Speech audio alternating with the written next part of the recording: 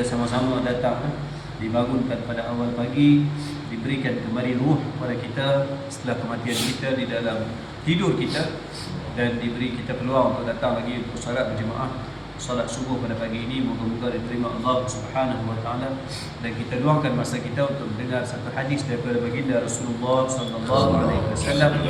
Semoga dapat kita amalkan dan mendapat syafaat baginda Rasulullah sallallahu alaihi wasallam.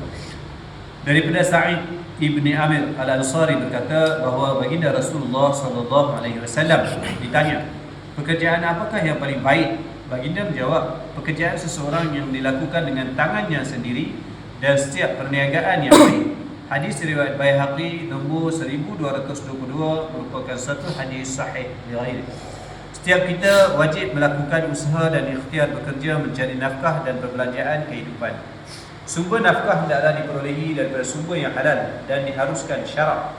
Pekerjaan yang paling baik ialah yang dilakukan dengan tangan sendiri, iaitu usaha kita sendiri dan tidak bergantung kepada yang lain, juga perniagaan yang halal. Pekerjaan dengan tangan sendiri bermaksud pekerjaan yang dilakukan seseorang tanpa meminta-minta.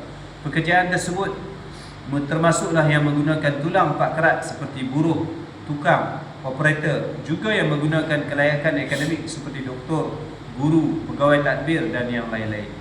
Perniagaan yang baik bermaksud perniagaan atau perusahaan yang bersih dari penipuan dan kecurangan, baik kecurangan timbangan maupun kecurangan dengan menyembunyikan cacatnya barang yang kita jual, termasuk yang diperolehi secara haram, menipu dan juga menindas orang lain. Keberkatan dalam rezeki lebih penting daripada jumlah rezeki yang diperolehi. Keberkatan datang apabila rezeki itu dicari dengan cara yang halal dan digunakan ke jalan yang diridai. Jadi sama-sama kita dengar hadis ini dan sempena dengan hari pekerja.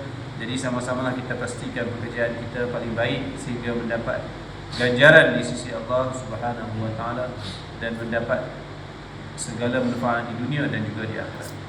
Alhamdulillah kita dengar hadis ini, sama-sama kita amalkan dan kita sampaikan kepada saudara kita yang lain. Allahumma inna